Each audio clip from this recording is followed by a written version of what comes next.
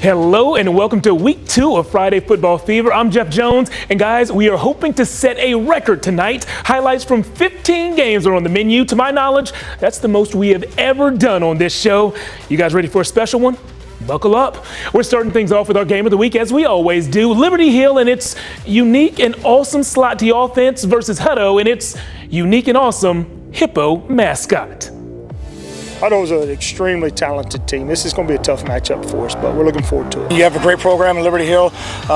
Year in and year out, they're in the mix for compete for a state championship. We've been working together since the off season. Since the start of the offseason after that tough loss in state. You're right, they played in the state championship last year, and they're a good power here in the Austin area. So I think it'll be really exciting to have them come out to our house, and we'll host them the right way. We all have a different fire under us, you know what I mean? We're all ready to go. So we're back with a vengeance. Excitement. It's going to be exciting. It's going to be a game to be at. We're going to hit them hard and take it to them from the first snap. We're going to be real quick. We're going to go score. It's the Game of the Week, sponsored by Urology Austin. It was Freedom Night at Hutto, the Hippos honoring military members and first responders. Very cool move from them and very cool play from Liberty Hill. First quarter and a trick play good enough to fool our photographer, so you know it was effective. It was a halfback pass from running back Joe Pitchford to his little brother Jake. That's a 34-yard touchdown and just great for the Pitchford family. But the thing about Hippos that people don't know, they're semi-aquatic. They forage mainly at night and they always respond on the football field. Will Hammond found tight end Carson Forrest for a one-handed catch. That was incredible. But this, well, I'm having trouble finding the words to describe this. Kenny settles with an interception in the end zone. He kept his balance, brought it out, broke 3 tackles at midfield. Then the only thing standing between Kenny and the other end zone was the referee. The ref did not make the tackle. Hutto wins this very high-scoring game. Final score, 56-49. Guys, over 100 total points scored in that game. You've seen the highlights. You know that very impressive score. But Corey Mose had a chance to dig even deeper into this one. He is standing by right now with one of the Hippo star players. Corey, catch us up. What's going on, Jeff? Yeah, see, I am here with the quarterback of the Hutto Hippos, Will Hammond. Now, Will, that game was ridiculous, bro. 56 points for y'all. Y'all put up a 50 piece, but it seemed like Liberty Hill just wouldn't stop coming. They always had a response. So how are y'all on the sidelines talking about how to stop this offense? Yes, sir. No, the motive on the sideline in halftime was we have to keep going. We have to stay together. We have to be disciplined. In the first quarter, we had a lot of turnovers on both sides of the ball. Liberty Hill did when we did. So we had to crack down on those. We had to finish drives, and we had to come together as a team and do what we know we can, which is score the ball. And we should have put up a ton of more points, and that's just what I believe. But I'm super proud of our team today, and our defense held their own, and they did their thing. And so shout out to them. A ton of more points, but y'all scored 56. What do you expect? 75, 80? Something like that. No, we've got a group text with all of our guys, and I was texting them last night. I was like, after last week, we have so much potential, and the opportunities we get and the playmakers we have, just all over the place. When we get them the ball, they do special things. And tonight y'all had the Freedom Game. Y'all were able to honor the veterans that are serving and also served in the past. And so what does that mean to you to be able to have a game where y'all dedicate that? Yes, sir. No, that's huge. We know what our veterans mean to us. They've sacrificed so much, and there's a lot of people who have veterans in their families, current veterans serving, and this is just a small way that we can pay a tribute to everything that they've done for us. So we appreciate them, and that's something little we could do for them. Yes, sir. And lastly, Will, you only had 5 wins last season. You're already off to a 2-0 start. What is it about this year's team that was different from last year? I think the culture. Coach Compton coming in, he's different. He's a special coach, and this senior class is special. They've stuck together all 4 years, ups and downs, and I feel like we've got something special coming this year. Well, there you have it. Thank you so much, Will, for taking the time away. Congratulations and great game. Folks, y'all should have seen on the last drive, Will had a crazy juke to ice this game. He's a very humble young man, but I would say one of the best jukes I've seen all night. And so, Jeff, as you can see, a fireworks show here tonight, 56-49. The Hippos come out on top, and they move to 2-0. Congratulations, Will. Thank you. Thank you very much, Corey. 56 points, and Will said they could have scored even more. go ahead and get a front row seat to the Hutto Hippos this season. They're going to be very, very fun to watch. Corey, we'll see you when you get back here to the station. Guys right there watching, well, stay right there because we have plenty more highlights to get back to right now, starting with Vandergrift and Cedar Park. Now, both of those teams have made recent deep runs into the playoffs. The Vipers played in the state quarterfinals last season, and the Timberwolves played for a state championship the year before that. Surprisingly, both teams opened this year with losses. They played each other tonight, both hoping not to open 2022 0-2. More patriotism in this game. Check it out. You get a flag, you get a flag, you get a flag. Not the yellow ones. We're talking red, white, and blue. Now, on the field, though, we're talking silver and black. It took less than 2 minutes for the Vipers to strike. Braden Buchanan went 64 yards to Miles Coleman. That's a very nice catch and run. One of 2 scores in the first half for him. Later in the first quarter, and check out the leg. 47-yard kick from Hayden Arnold. Not to be confused with Hey Arnold, but he still made Helga, Gerald, and the rest of the kids happy. It was 38-zip at half. Vandergrift tacked on a second half touchdown and closes this one out 45-0, the final score. To the scoreboard for the first time tonight. Ouch. Lake Travis falls to 0-2 for the season, but they have played 2 very good teams, 2 teams that I expect to make deep playoff runs, and the Cavs could still do so, but they lost to Cibolo Steel tonight. Final score 35-28, and Maynard's hot start does not cool off this evening. The Mustangs beat San Antonio Cornerstone 34-13. More scores coming your way right now. Things do not look good for Del Valle. They trail San Antonio Clemens 42-13 in the 4th. And the Rattlers from San Marcos, they have a chance to win a nail-biter in this one. They're currently tied with San Antonio Madison, 24 apiece in the 4th. Westlake took on Converse Judson this evening and made that state powerhouse look average. Brett Skinner, a true dual-threat quarterback, found Notre Dame commit Jaden Greathouse for a touchdown catch with a side of stiff arm. I like the tater tots, but you pick whatever side you want. Hey, next time down the field, watch Skinner do it all by himself. The big man shoved the defender to the ground on his way into the end zone. Grass is green, water is wet, and Westlake wins football games. Final score in this one, 47-14. Dripping Springs hosted San Antonio Wagner. Dripping's quarterback Adam Novosad will throw passes at Baylor next year. The dude's legit, and so is his kicker. That's right, the Tigers kicker Walker Wright, who hit that game-winning field goal in our game of the week last week, also plays receiver, and he showed us why on that 57-yard catch and run. Dripping impresses once again. They win in week 2, 37-7. Back to the scoreboard. Leander on top of Bastrop, but by a narrow margin, a 2-score game there in Bastrop. The Lions are up 28-16 in the 4th quarter. And look at there, the Glenn Grizzlies put it on Victoria West. Glenn winning by a bunch of scores, by 32 points. Final score in this one, 35-3. That Glenn ground game is something I want to see in person. We'll get the highlights on the show sometime soon this season. Next scoreboard for you, Copper's Cove. Well, they beat Eastview. Eastview had to go on the road, and they're coming home with a loss. Final score there, 39-9. And on the bottom of the screen, Crockett over Cedar Creek. They went out to Bastrop, come back with a win. Final score in that one, 35-19. Guys, we have updated you on 12 games so far, and we have much more left to show you. Scores, highlights, our band of the week, and of course our play of the week nominees, all coming up later in Friday Football Fever.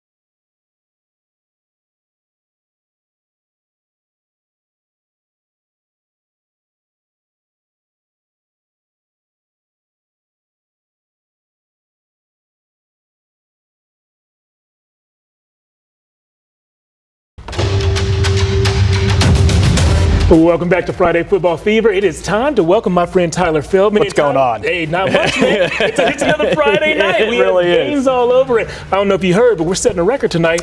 15 highlights.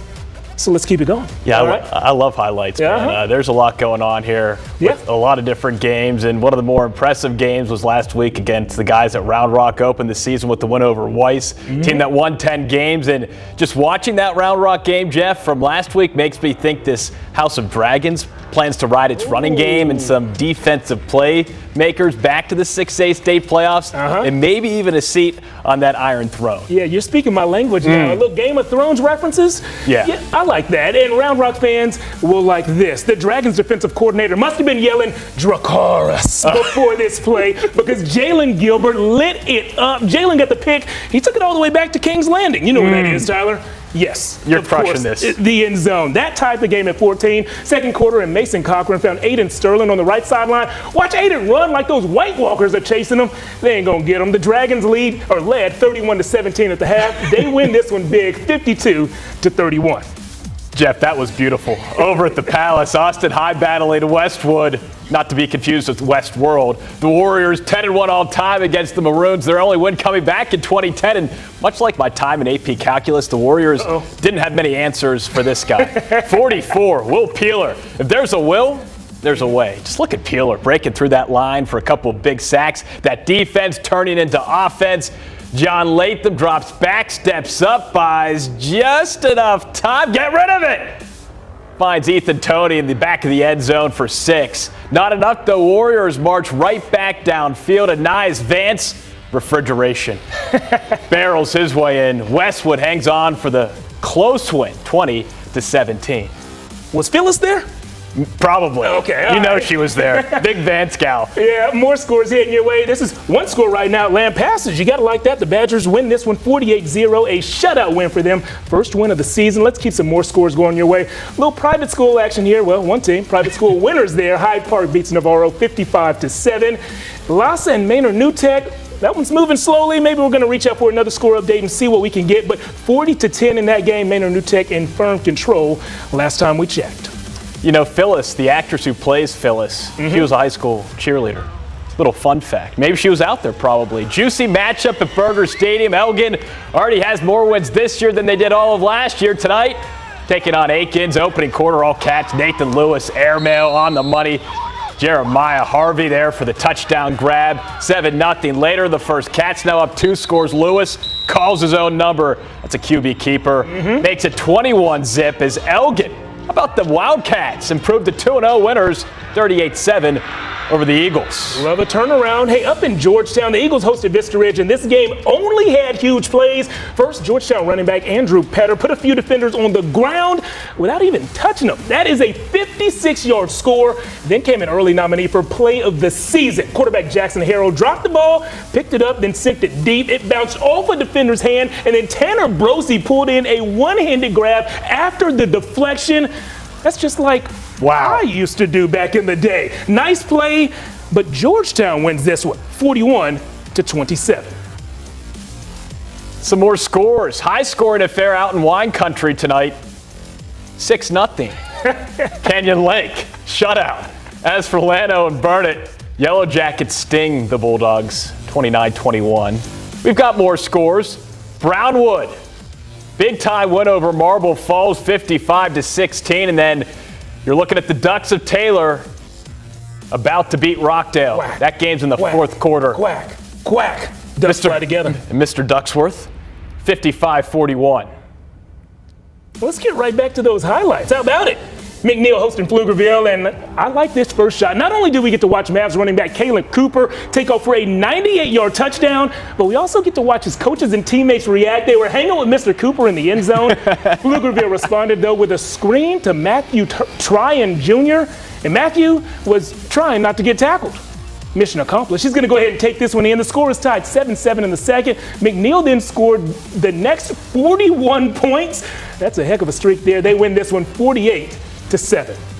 Non-district road game for 0-1. Buda Johnson, Temples, Lake Belton hosting the Jags. Broncos get out to an early lead thanks to this touchdown pass far sideline. Jags jump right back, though. A little misdirection. Ethan Ibarra all by himself. Ooh.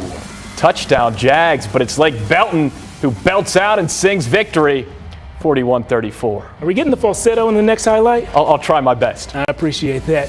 I would have turned my chair for you. Hey, to Wimberley, where tonight was the tale of two quarterbacks. Texans QB Cody Stover ran one in from short range. That's what you want from a QB. This, on the other hand, is not. San Antonio Piper tossed one up, and Wimberley's Lane Patek came down with it. The Texans are now 2-0. They have their first shutout win of the season. Final score in this one, 35-zip. Now, it's not just about the action on the field. Sometimes it's about the action in the stands, the broadcaster singing on TV, and the bands at halftime. We love it. Each and every week, we are going to showcase a Friday Football Fever Band of the Week. And this week, that honor goes to the band from Round Rock. Let's take a listen.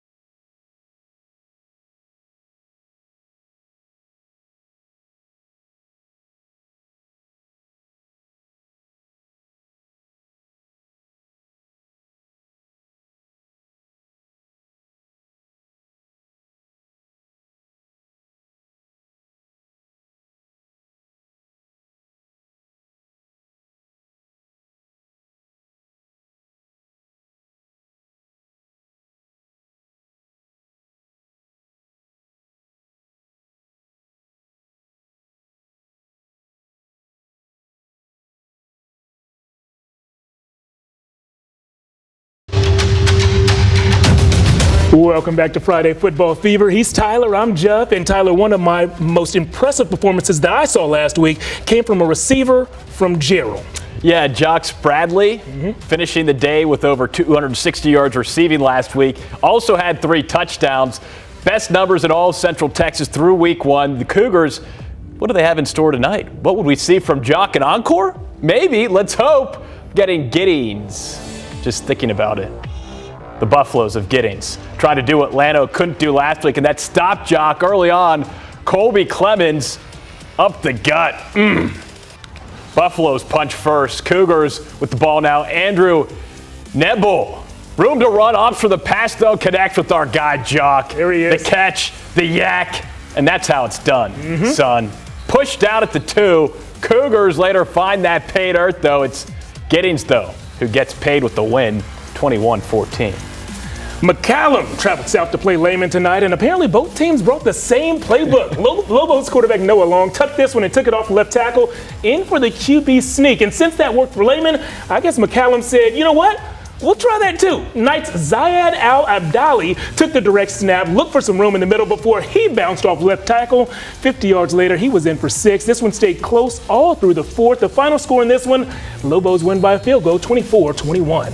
1-0 Lockhart, 0-1 Conley wrestling at the P Field tonight. Early going, Ashton Dickens, he's got room to throw. Drops back, does throw, and how about Blake Herzog? He's a lion, and now he's the main.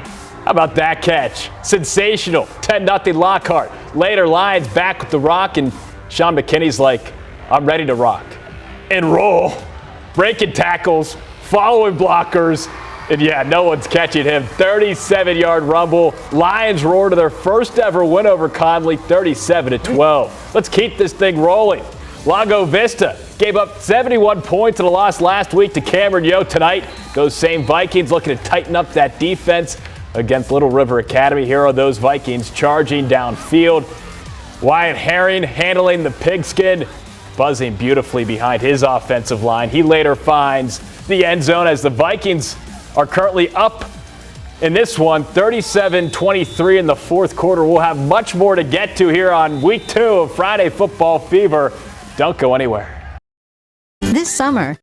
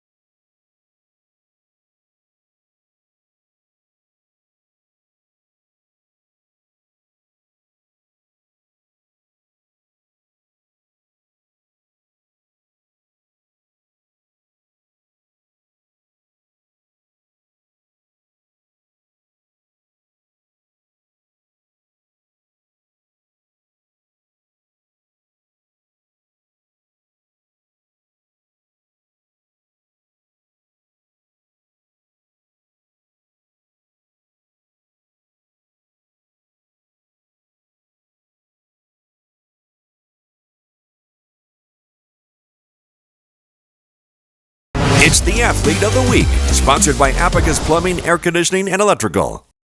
I know a lot of y'all been wondering, like, what are these guys doing out here? Well, we're actually here to present the Abacus Athlete of the Week.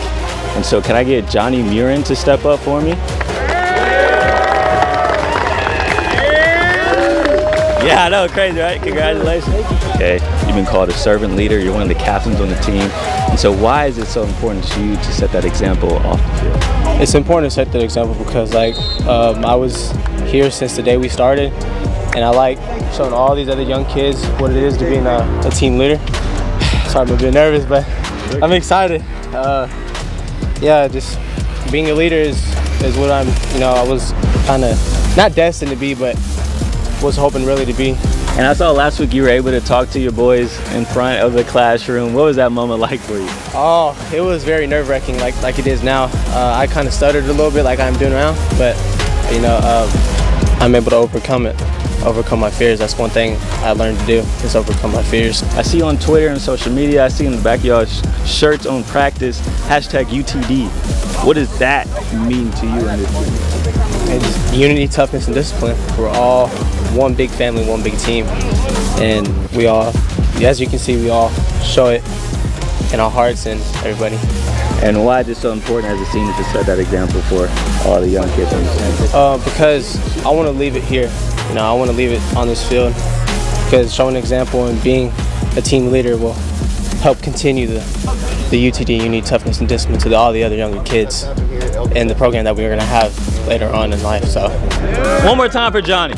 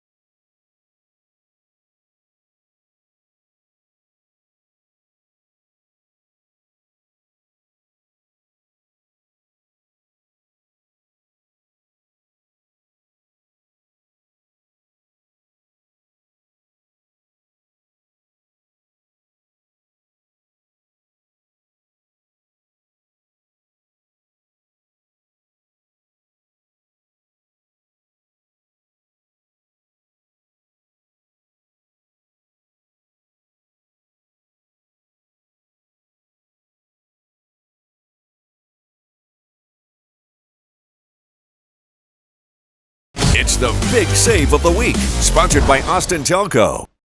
Let's show you a couple of big plays from this week. We begin with our game of the week, and how about the Pitchford brothers? Little brother Jack catching a pass from big bro Joe, the trick play, the family connection, the touchdown. Everything was perfect.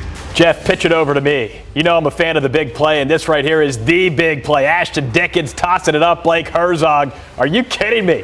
Bringing it down, Maine. That is one ferocious catch. Lions roar past Conley.